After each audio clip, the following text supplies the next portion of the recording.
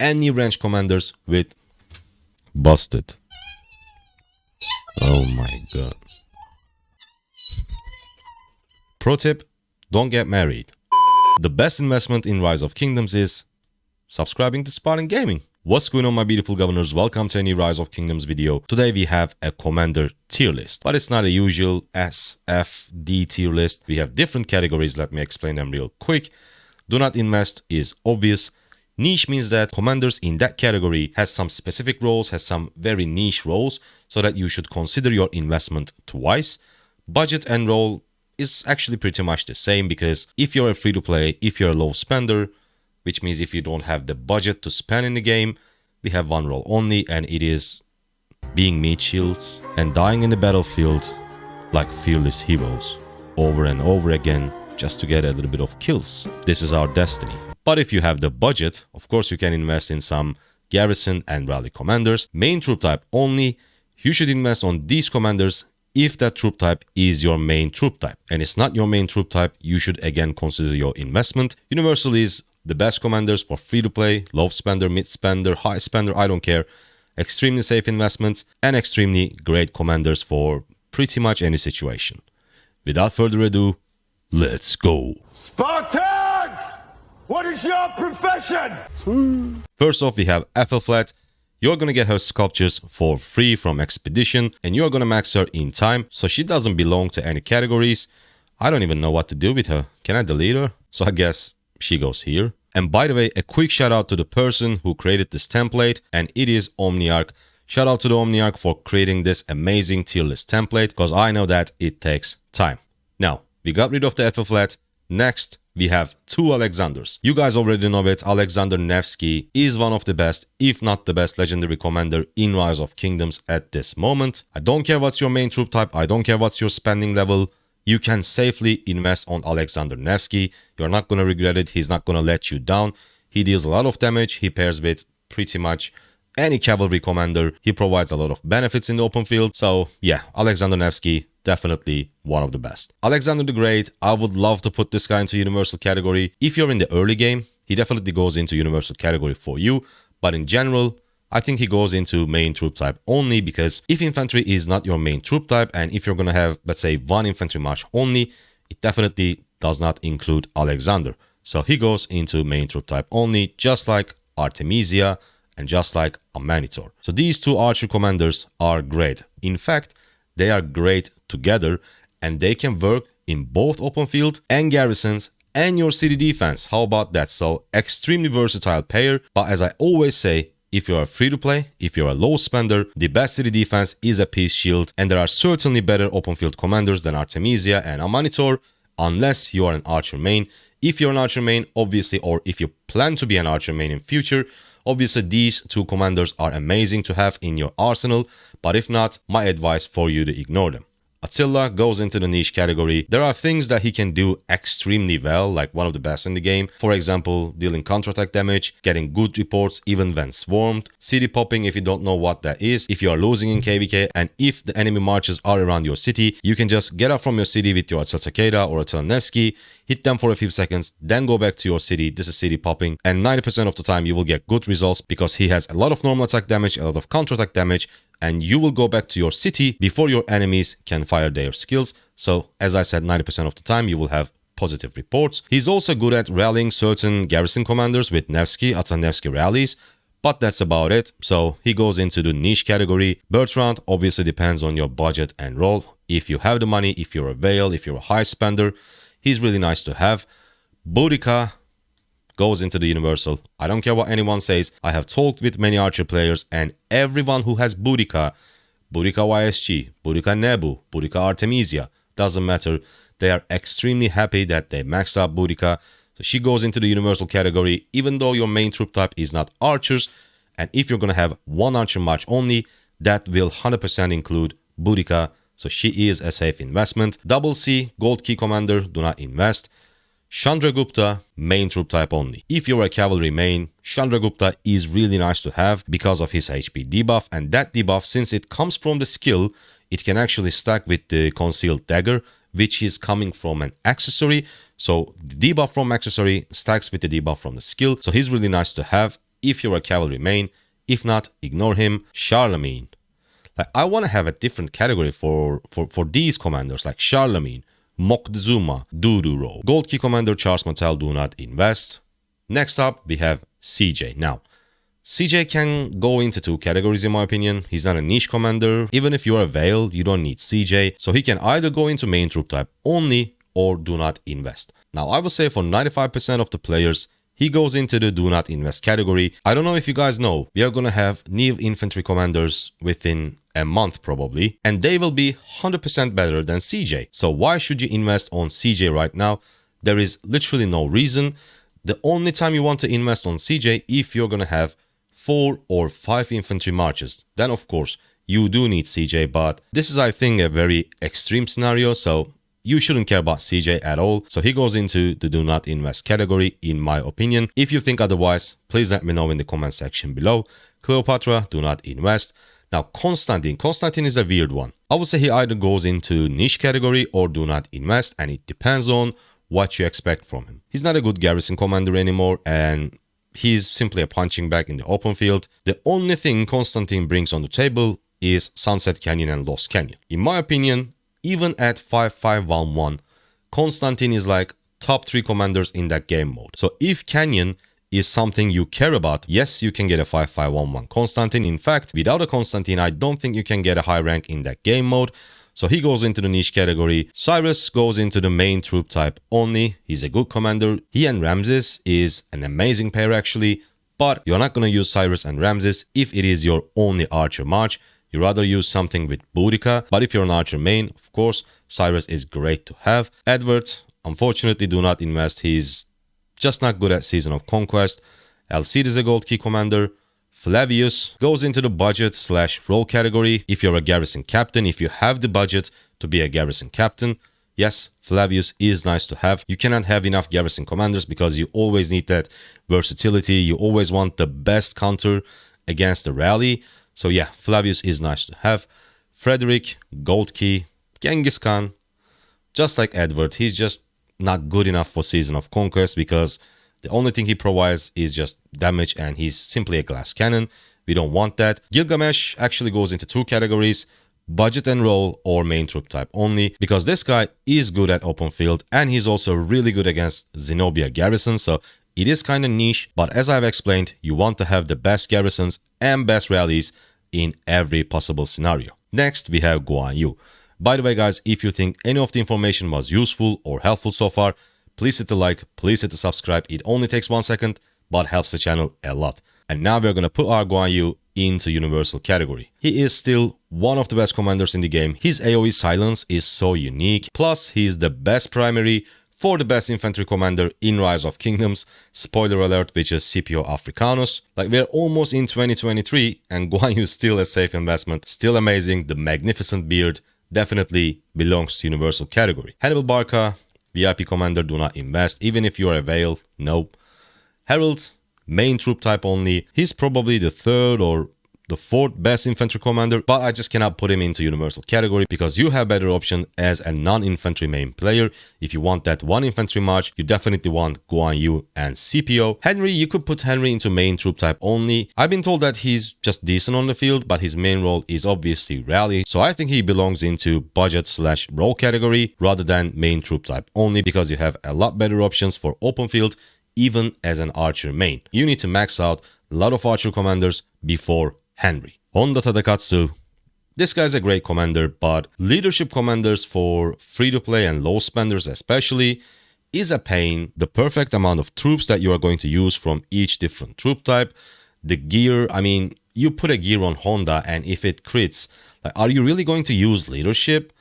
I don't think so. So I think he goes into the niche category, or he may even go to budget and role. I don't know. What do you guys think? Do you think he belongs into budget/role category or the niche category? I'll just leave him in here because if you're a Vale, yes, you can go crazy and get a legendary leadership equipment with special talents, but for most of us, this is just not ideal.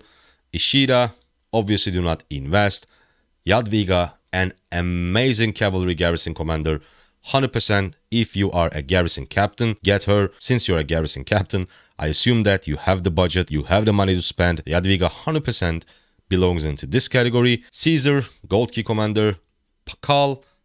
Pakal is simply infantry version of Attila. He's good at things that Attila is good at, and he's also bad at the things that Attila is bad at. So infantry version of Attila, no need to explain. Niche Commander, Leonidas. Let me get a quick. This is Sparta! We have two options for Leonidas, either main troop type only or do not invest. It pains me to put him into this category because we are Spartan gaming. I won't put him into do not invest. I'll put him in here, but you may consider not investing on him even if you are an infantry main, because if you're an infantry main, you want to have max Guan Yu, you want to have max CPO, and if you have max Guan Yu and max CPO, then you are going to pair them together. Simple as that. Realistically, you can just put him into this category, but I'm going to put him here. You just assume that he is here. Lu Bu, he was a limited commander and he's not even that good, so do not invest. I don't even know if you can invest on him. Mehmet, really good gold key commander, but since he's a gold key commander, you definitely don't want to use your universal legendary commander sculptures because you're going to max him eventually from the gold keys. It's going to take a lot of time, but you will get there. Minamoto, now when we are talking about Minamoto and investment, it's not about sculpture investment because you cannot invest universal sculptures on him. So in here, we are talking about real money investment, real money spending on the game. You can get him into a 5-1-1-1 because he's extremely helpful, especially in early game for rallying Barbarian Force. You can, even in Season of Conquest, you can rally Barbarian Force with low invested Minamoto. So this is a niche role. He's not that great in the open field, but if cavalry is your main troop type, but not just your main troop type, if you are playing with like 5 cavalry marches, then yes, of course you need Minamoto. But if not, he goes into the niche category. You may get him to 5-1-1-1 as I said, but unless you're a Vale, I don't recommend expertising him. I think most low spenders will get enough value from a low invested Minamoto. Moctezuma, please go next to Charlemagne. Bye-bye. Mulan, a gold key commander. Nebuchadnezzar goes into the main troop type only category. If I was making this video a few months ago, he was so good with YSG and other archer commanders, so you could definitely include Nebuchadnezzar in your one best archer march. But since we have Boudica, he goes into the main troop type category only. I'm sorry, Nebu. Ragnar, do not invest. Ramses, this guy is actually amazing. He provides damage, tankiness, healing, but the thing about Ramses is he's just very good at a lot of things, but not the best at one thing. He was really good back in the day, but right now there are just better options. So if you're an archer main, yes, 100% you want that Ramses, but if not, you guys already know it, we have better options. Richard, nope, he actually goes into the niche category. If you're going to chain barbs in Rise of Kingdoms, and as a free-to-play, as a low spender, it actually helps a lot. He is a must-have commander to chain barbs because of his healing. You can go for a 5-5-1-1 Richard and FF flat secondary, or even better, Richard primary and expertise YSG secondary. You can just chain barbs all day and you won't even need to go back to your city. So he does have a niche role, but still, he does have a role. I wouldn't put him into do not invest category. Saladin, just like Ramses, great commander, even at 5-5-5-1. You definitely don't need to max out Saladin. When you get him to 5-5-5-1, you get 95% of his benefits. So because of that, he is a great investment, but not only the best cavalry march, the best 2 cavalry marches doesn't include Saladin, so he goes into main troop type only. If you're gonna have 3-4 cavalry marches, yes, just like Mina, just like Chandra, you need that Saladin. Well, he should be a priority if you are going to be a cavalry main player, but if not, you don't need to invest him right now. We've already talked about Scipio Africanus, amazing commander, 100%, goes into the universal category. Sindiok, gold key commander. Suleiman, I don't even know what this guy does. I think this is a rallier, but no, do not invest. Takeda, the nichest commander in the game, because his only good use is to pair with Attila. You either have Attila Takeda or you just don't use him at all. But even if you have an Attila, I don't recommend you to get Attila Takeda anymore. I think you can just go for, if you already have an Attila, of course, you can just go for Attila Nevsky. If not, you can 100% ignore them and go for different commanders. So he goes into the niche category.